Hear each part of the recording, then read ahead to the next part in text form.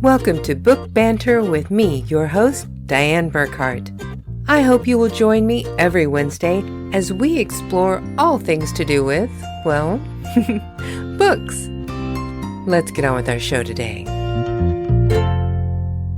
Hello, my happy people. Today is May 3rd, 2023, and it is actually starting to become lovely spring days here. It is amazing. We actually have sun. I was beginning to forget what that was like to have a sunny day. It's just been so gray and dreary here for, months, like since November. But other than that, I love Germany. It's a wonderful place to live. I'm very happy here, but I would appreciate seeing the sun a little bit more. And if you've been following along with like my Manic Monday vlogs or my Friday funnies, you've probably seen where I have been talking about I have been a little bit under the weather. First, whenever we got back from visiting our friends in Turin for Easter, our dog was sick. I mean, deathly sick. We almost lost him, but he is fine now. Thank goodness. We had some wonderful veterinarians taking care of him. He is fine. But then I forgot to take a mask whenever I went to take him to the vet because I was in such a hurry because he was in such bad shape. And whenever I took the train back, I caught a horrible, horrible cold because I'm already immune compromised. And being exposed to people in a cramped train like I was on the way back, it was just too much for my system. And I caught a horrible cold. And then my poor husband caught it for me. And for once, normally it does not work this way, but for once he ended up being worse off than I was. It was so strange because that's usually not how it happens. Usually the way that it happens, he will get a head cold. He will be sick with like sniffles and a little cough for like 3 days and then he's fine. And then in that time period though, he gives it to me and I will be down in bed for weeks. And while I was down for a couple of days in bed and I was sick for a couple of weeks, but he got it really, really bad and had to go to bed and couldn't go to work. And that is so hard for him. He's a total workaholic and he is not one to just rest. He's not good at that. He's good at like sitting and playing a video game for an hour or two or watching Formula One races and sitting still for that amount of time. But that's about it. To try and keep him in bed for a day and actually get rest is like so hard to do. So luckily though, we're all better. You can hear I'm not coughing my head off at you, which is fantastic. Last week, I did a rebroadcast of my interview with Val Collins. It was such a great interview. I just had to share that one again since I couldn't do this broadcast. If you didn't get a chance to listen to it either the first time or during the rebroadcast, do yourself a favor, go back and listen to Val Collins' interview. She had some wonderful information about social media and SEO practices. As a matter of fact, I followed one of the things that she mentioned in there about making sure that everything is exactly the same. It's like now everything on all of her social media is at Burckardt Books. When I did that from her suggestion, our engagement went up hundreds of percents on every platform. On Facebook alone, it went up almost 600% in a few days. It was just amazing. And I got so much more web traffic on our website. And it's just amazing me how much it's increased our engagement. So definitely, besides that, also check out her books. Her Aoife Walsh series is just fantastic. I highly recommend it. Check her out. She's amazing. Now, for today, you might have noticed that all of my advertisements shows that my guest is going to be author Stephen Burckhardt, who writes a historical fiction series called the Into the West Saga serial. And the last book in this saga serial is about to come out sometime in the next couple of months. It's called Into the West Family Ties. And if you haven't really checked out my website, you may not realize this, but Stephen Burckhardt is my pen name.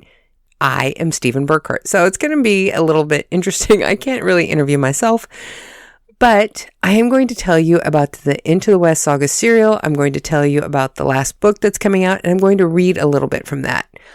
Also, I'm going to be talking about the first book that I'm going to be publishing under my own name, Dianne Burckhardt, which is The Touch. It is an FBI crime thriller that's going to be coming out later at the end of this year. And then next year, I plan to release another book as myself, Dianne Burckhardt. And that one is going to be all about my brain surgeries that I had, my recovery, what it was like to die at one point, and how I managed to do all of these things that my doctors told me I would never be able to do. Next year, it's going to be very poignant to publish that book because it will be 20 years since I had my operations.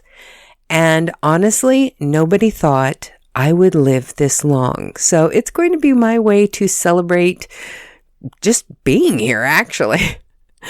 I mean, after all the brain surgeries and the brain damage that I received because of all of the trauma from the different complications that I had, it was really believed that I would not live this long and I would not have much of a life. They expected me to go on disability, live on narcotics, not be able to ever work again. And I not only went back to work, I went back full time. They said, you're not going to be able to do anything physical. I started working in a warehouse carrying boxes that were like 50 pounds back and forth all day long. And I just managed to do so many things that they said, you can't do this. I have so many more things that we're planning to do. You know, I got married and moved to Europe. I've started writing books, and I've been writing books since 2015 under my pen name. And that's part of the reason why I used a pen name, because honestly, after all the brain damage, and I did lose a lot of my language skills, I had no idea how well I would be able to write. So I chose a pen name and hid behind that because I figured if my books were really horrible, I could just walk away and nobody would ever know they were me. But the very first book in the Into the West Saga serial that I released in 2015 won 2 awards. The first book that I put out, and I was worried about not being able to write a good story. And I have had so many people telling me how much they love the books, that they actually make people cry. They make people laugh out loud. They make people care about the characters. And that is the absolute best thing that any reader can ever say about the books that you write. The worst review that somebody has left about my books was that it was too short. And I mean, they only gave me like 3 stars for it because they said it was too short and it had a cliffhanger ending, which is kind of funny because I actually advertise these as short reads and they are a cliffhanger serial. So they were complaining about it being exactly what I advertise it as. So I found that kind of funny. But their complaint was they wanted more story. They were enjoying it. They wanted more. So that is not a bad review as far as I'm concerned. So now the Into the West Saga serial follows one family, the McBrides. The very first book of this series, Margaret McBride, the mother of the children that are the main characters in this, she is living in New York City. She is an immigrant from Ireland. Her husband has died. She's a young mother with 2 very small children, and she is working as a scullery maid in a big, expensive home in New York City, but she's not making enough money to pay their way. She cannot afford to keep her children fed and clothed, and they lose their home, and they're living in a shanty town in New York City. And she just keeps watching her children get thinner and thinner, and she's worried about them. So she finally decides that she's going to give them to the Catholic Children's Home. Because she's a member of the Catholic Church, she's very devout in her faith, and she believes that the Catholic Foundling Home is going to take care of her children, and she hopes that they will find them a good home in New York City, where she can at least watch them from a distance as they grow up. But that is not what happens. Once she turns them over to the Catholic Foundling Aid Society, they put her children on the orphan train and send them out into the Wild West. They end up being adopted. The children are separated to 2 families in the Kansas Territory in 1859. It's not even a state yet. It is the Wild West. And the children have to learn how to survive in these new situations where they don't understand what's going on. And they have to form new bonds with the people that they have just been given to. Now, if you don't know, these events are actually based on real American history. There was an orphan train, and many children were brought to the Kansas Territory on the orphan train. I got the idea for this story from two separate places. One, a friend of mine, I can never remember if it's her mother or her grandmother, but one of them came to Kansas on the orphan train. And her story was not a particularly happy one. When her parents passed away, they left her nothing. They did not consider her to be their child, even though they had adopted her from the orphan train. They left everything to their biological child and left her nothing. Now, the other place that I got information for these stories is from my father. My father and his sisters were actually in a children's home in Tulsa, Oklahoma, back in the, I want to say, late 40s, early 50s. And it was not a wonderful experience for him. It was actually very traumatic. Some of the things that happened to the children in this story, especially in the children's home, are from stories that my father and his sisters told me about their experience. There is one particular scene where one of my children gets caned by one of the nuns. And that actually happened to my father because of some minor infraction that they felt that he committed. And as a child, he was caned. Now, some of the other things that I got from my father's history with the children's home was I talk about in my story, Into the West, the Orphan Train, that they go into a room and there's all of these shelves with clothes on them. And that's how it was set up in this children's home for my dad. They had a communal closet. And if you still had parents or relatives who would come and visit you in the children's home and they would bring you presents, bring you new clothes, bring you toys, you would get to wear the clothes the first time or play with the toy the first day. And then after that, it went into the community closet. You may never see that shirt or pants or dress that your family brought you. It could be a birthday present, a Christmas present, but it doesn't matter. It did not belong to you once it came into that children's home. It was community property. And they would give it to anybody to wear that it would fit. So you might get to wear that first day whenever you get the present. But then after that, you may never get to wear it again. And you'll have to spend the rest of your time seeing all of these other children that you're in the home with wearing the clothes that you were given as a gift. And the same thing with the toys. You may get to play with that toy that first day that they give it to you, but then it goes into a community toy room. You may never get to play with it again. Those kinds of things were very traumatic for my father and his sisters, and I wanted to bring that forward in the story. Now, there's a lot of really wonderful, heartwarming things in the story because there are some great stories from the orphan train where people were adopted and brought into the family and treated like one of the family. But there's so much more to these stories. If you go to Concordia, Kansas, there's actually an orphan train museum, and you can listen to recordings of people talking about their stories of what it was like coming to Kansas on the orphan train. And they have a library there where you can do all kinds of research on different people and how they came to Kansas and what their experiences were. And it is an amazing experience to learn all of these stories. This is important American history, and if you have a chance to look into this, please do so. And check out the Into the West Saga serial by Stephen Burckhardt on Amazon.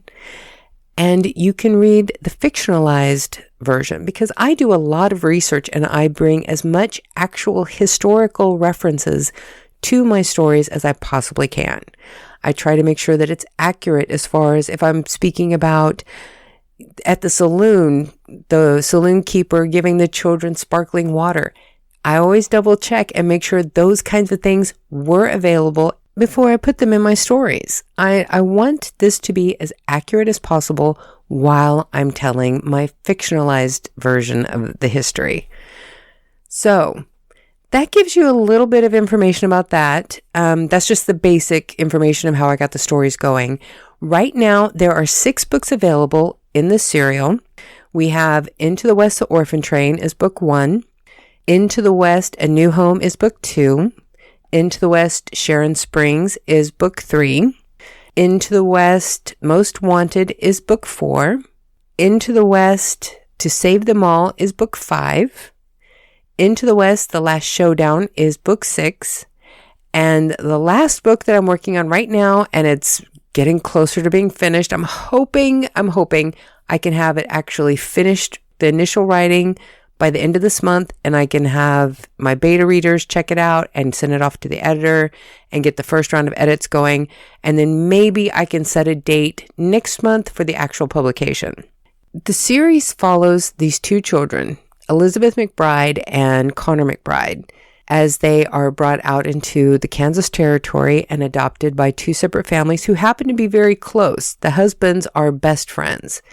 And so they get to spend a lot of time together, but they're not growing up in the same home anymore.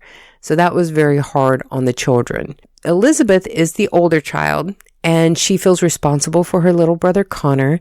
And one night she decides to sneak out and try to find her way back to town because she's living with the Ruths and they have a homestead out south of the main town. Her little brother Connor is living with the doctor for the town and his wife in the middle of Sharon Springs. So she gets up, she grabs a lamp, and she tries to walk all the way back to town to see her little brother. She gets lost in the dark after she drops her lantern. She sees a light in the distance and she follows it. And she ends up running into the most wanted bandits in the area. Luckily for her, they are actually 2 very nice people who look out for her and get her back to her family. But before they can do that, she has to go with them on a little robbery. They have one last robbery that they're planning to do where they're robbing tax collectors, getting money back for the homesteaders. So after they do their little robbery, they take her back home. But now the town is seriously looking for these bandits because not only do they think that they're stealing money, but they think they kidnapped this little girl. So they're hot on the trail and they're trying to get away. Their escape tends to be a little bit complicated because not only do they have the sheriff from Sharon Springs and a local marshal who is his friend looking for them, but a very notorious and nasty sheriff from Missouri has come into the Kansas territory looking for them too, and he wants to collect the bounty no matter what it takes. He causes a lot of problems and actually ends up having a confrontation with the town sheriff and his friend the marshal in the last showdown.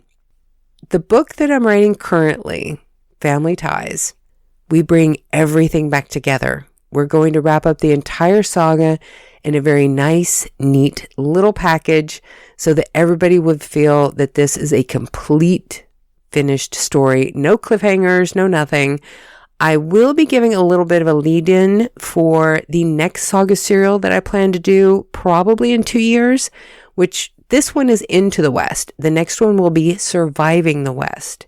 We want to give a little bit of a hint at the end of this one about who's going to be in that next one because it's going to be like one family from this goes on to another territory and we continue the saga on with them. But I promise there will not be a cliffhanger on this. It will be a nice, tied up little package of a story. I promise. So for right now, I think it would be a good time to go ahead and do a little bit of a reading from Into the West Family Ties so you can get a little bit of a hint of what's going on with that one. So here we go.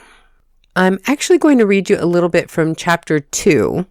So Into the West Family Ties by Stephen Burckhardt. Chapter 2. Sharon Springs was blessed with a few quiet, normal days. It was a nice reprieve after the ruckus that had taken over the town with Elizabeth McBride disappearing from her new adoptive home and Sheriff Jones and his men showing up in town. Unfortunately, the peace was short-lived. Most of the families in the area made their way into town Sunday, November 20th, for a special service at the church.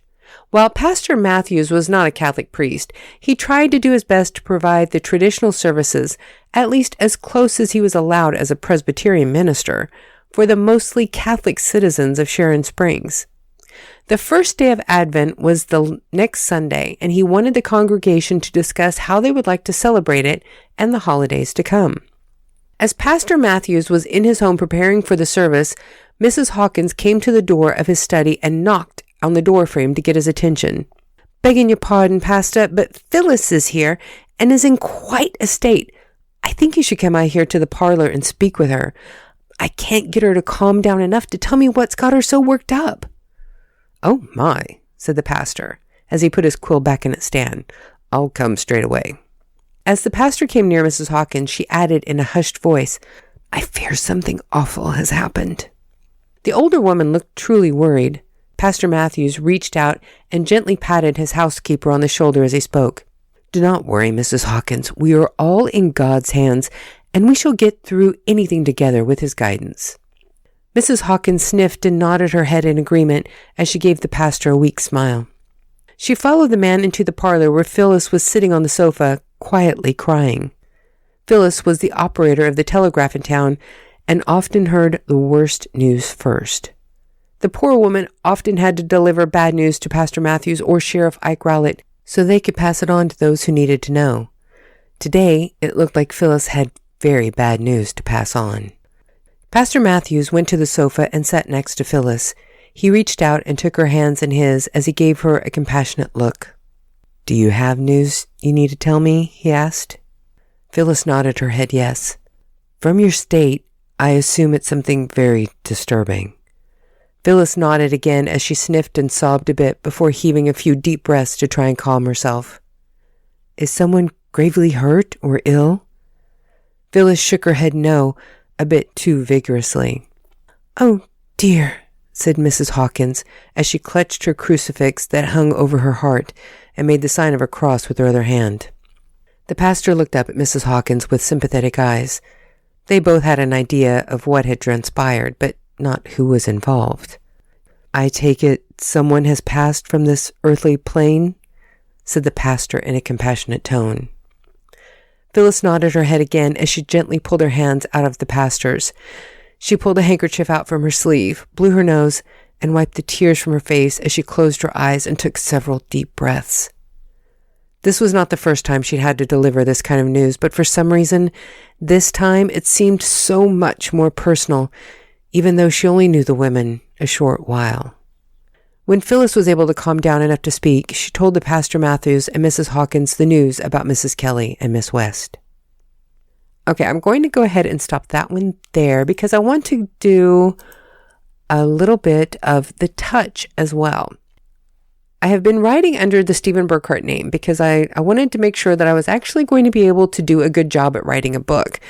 I decided now I want to go ahead and try and write a book and put my own name on it and use my own picture. Because if you're wondering who the man is that I have representing Stephen Burckhardt, that is my father, Steve Stevens. The picture that I use of him, or several pictures that I use of him, are photos that I took of him back when he was my age. So it's kind of nice that I get to keep my dad involved in all this. And honestly, he loves being Stephen Burckhardt.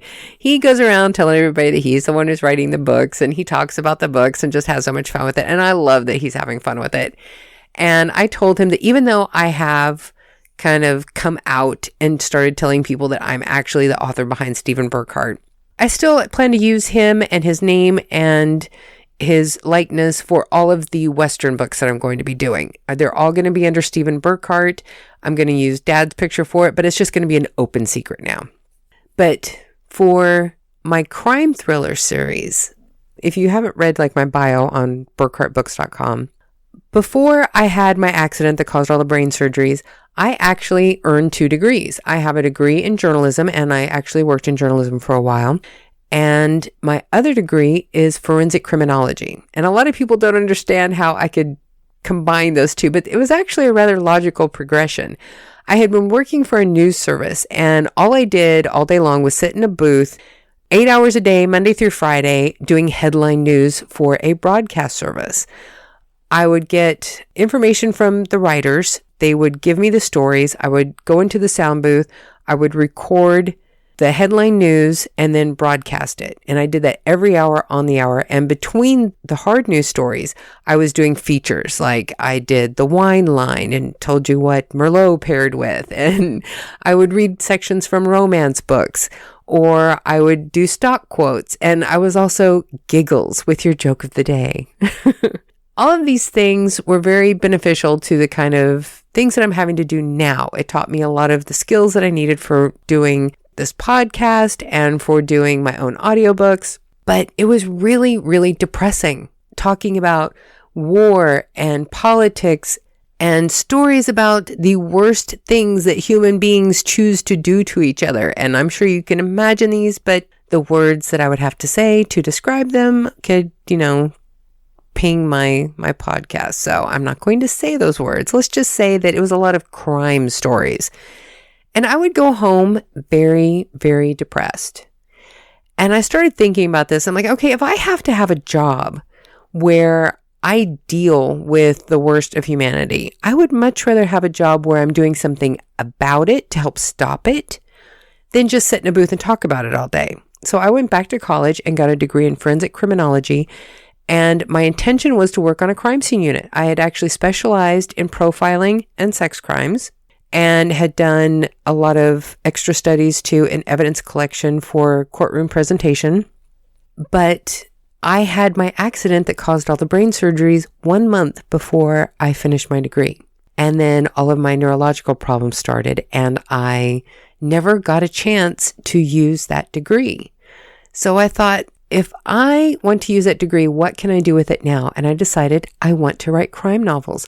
I want to write about an FBI profiler, something that I actually know about. I took a seminar with Robert Ressler from the FBI, who was one of the original FBI profilers to help develop the behavioral science unit for the FBI, who has pretty much created the science of profiling criminals. And I thought, okay, I have all of this fantastic knowledge from incredible sources. I need to use it. So I am writing The Touch, which is about an FBI profiler who had been working on the job for many years, had a great success rate, but then there was an event on the job that caused her great emotional trauma, and she ended up retiring with a medical leave. She was no longer able to deal emotionally with the job. So she goes back to Kansas, buys a ranch, and starts rehabilitating animals. This is her own form of rehabilitation for herself by helping these animals in need. It's helping her to heal. But as you can guess, of course, the FBI cannot leave her alone. One of the cases she had worked but never solved, the perpetrator was never caught, has become active again, and they want her help to catch him. But she is absolutely adamant she is not coming back to Quantico. She's not going to be back in the FBI office. But they say, okay, we will send somebody to you. We will bring you all of our files. We will give you a secure computer. We'll give you a secure line.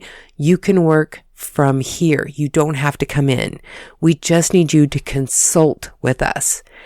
So she finally relents. But of course, as you can imagine, things do not go as anybody plans. And she gets pulled back into the life that she was trying to leave behind.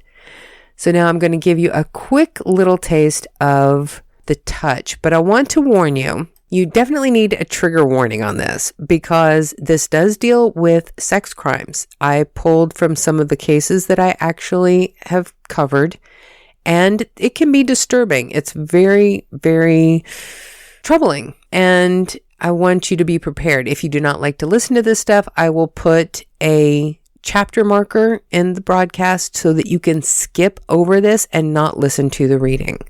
So here is a little bit of The Touch by Dianne Burckhardt. Ashley slowly regained consciousness. She was disoriented, but still had the presence of mind not to open her eyes or give any indication she was becoming aware again. She knew better. She had learned the hard way. She kept her breathing shallow as she tried to lie still and just listen to the room around her. She could feel the cold of the cement floor against her bare skin. Grit on the floor was digging into her cheek, but that was the least of her aches and pains. Ashley could feel where he had violated her again. She was stiff and ached all over from whatever he had done to her while she was unconscious, and from being left sprawled out on the cold, hard cement floor for God knows how long.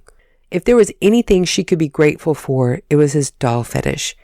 She preferred being drugged unconscious every time he visited her. If she was going to have to endure this nightmare, at least she wouldn't have to live with the memories of his attacks. If she lived through this at all, that is. Suddenly, a scream ripped through the hall outside of her cell. Ashley quickly opened her eyes and sat up. She knew from the scream she would be alone. The others only screamed if he was with them, punishing them for some infraction, real or imagined. If he wasn't punishing one of them, the women always stayed as quiet as possible so as not to attract his attention. It was not a good thing to bring his attention to you for any reason. Ashley slowly got up off the floor. She tried not to sob as she looked at the state he had left her in. She was covered in filth that she didn't even want to try to identify. The blood was obvious, and from the odor she could guess some of the other fluids mixed in, but she refused to let her mind to even name them. She did not want to know. She turned toward her bed, trying to avoid catching a glimpse of herself in the metal plates he had bolted in places around the cell walls, ceiling, and even the floor. The metal sheets were high gloss and very reflective. He liked to watch himself. He used these instead of glass mirrors. He had a scar on his face from where one of his poppets, as he called them, had broken a mirror in her cell and used a large shard to attack him. When she couldn't kill him, she killed herself. Ashley hadn't been in his dog collection back then, but he lectured all the new acquisitions about the attack when he brought them into his collection, as he gave them all a scar to match his, with the same shard of mirror his bad poppet had used on him. Ashley's hand slid over the scar on her face as she remembered her initiation. That wasn't the only way he tagged the women as his property after he kidnapped them, but she didn't want to think of the other way right now, or ever again if she had a choice. Ashley went to lie in her bed, but stopped cold when she saw what was on top of her covers. There were flowers, white lilies in baby pink paper with a note. A sob caught in Ashley's throat. She didn't need to look at the note to know what the message was. Beneath the flowers was a box. It would have clothes she was meant to put on for her evening with the doll maker. Ashley turned and walked to the corner of her cell where there was a makeshift shower. She turned the faucet handle that fed a hose connected to a bucket hanging from the ceiling. Ashley braced herself for the cold water to hit her skin. She stood under the bucket as water began to trickle down through the holes that had been punctured in the bottom of the bucket, providing a weak shower of water. She grabbed the bar of soap and began to wash herself as best she could. Another scream echoed down the hall. Ashley didn't even flinch at the sound. She was used to it. Besides, she had no idea how much time she would have to get ready for him, and she did not want to be caught unprepared. When she was as clean as she was going to get, Ashley went to the box and opened it. Tonight, she would be dressed as an old-fashioned rag doll. His favorite. And we're going to go ahead and stop that there. Hopefully that's not too triggering for anybody, but I always like to be prepared and give people a warning because you never know. I would much rather be too cautious than not cautious enough. But there you have it. I gave you a brief introduction of the Into the West Saga serial. You got to hear a little bit of the work in progress with that one, Into the West Family Ties, which hopefully I will have a publication date sometime next month. It won't be published next month, but I will be able to give you a date next month for when I will be publishing it. I'm probably going to hold on to this one after it's ready for just a little bit because I have something else I want to do. I want to change the photograph on the front of the Into the West, the Orphan Train. And I'm also going to change up the titles a little bit on all of the books in the serial. The titles aren't necessarily changing, just the way that I'm listing them on the covers, because it's just way too wordy. Because it's the Into the West Saga serial. And every book I have started with Into the West. And then there's a colon, and then it has the Orphan Train or Sharon Springs or A New Home. But it just makes for a very long title. So what I'm going to do is make the book titles just the Orphan Train, A New Home, Sharon Springs, and then the subtitle is going to be the first book in the Into the West Saga serial. And then we're going to just get rid of the information about the Territory Saga serials because the overall thing, I'm going to have a collection of books, different saga serials that are part of the Territories collection. And these books are all going to take place in different territories during the American history before all of the areas became states. So we're going to explore a lot of the Old West, the different territories, and the things that were happening in history in the United States at that time. And of course, I'm going to try to make it as entertaining as possible. But that's going to be just something that I want to do before I actually release this last book. So I want to have everything ready to go together, and we'll do the changes on the covers and release this last book all together. So I'm going to need like a week or two to tweak all of the new covers and republish everything in Amazon together.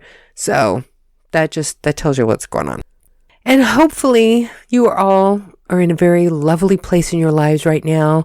I hope that you are happy and healthy. And I have some more author interviews coming up that I'm scheduling right now. I also am doing my best to try and get a publicist to come on and talk about what publicists can do for indie authors or authors that work with traditional publishing, but what they can do for you, what services they provide, what kind of price ranges you can be expected to have to pay for their services, and how they have actually improved the market for the people that they represent. So please keep watching our website, subscribe to our channel. You definitely want the information that's coming in these broadcasts. If you love books like we do, or if you're another author, this is going to be informative. We're going to have some fun, and I'm going to introduce you to some of the best books and authors that I can find. But for now, you know what time it is? It's that time for you all to go out and be happy. Please be as happy as you possibly can. I know I'm going to try.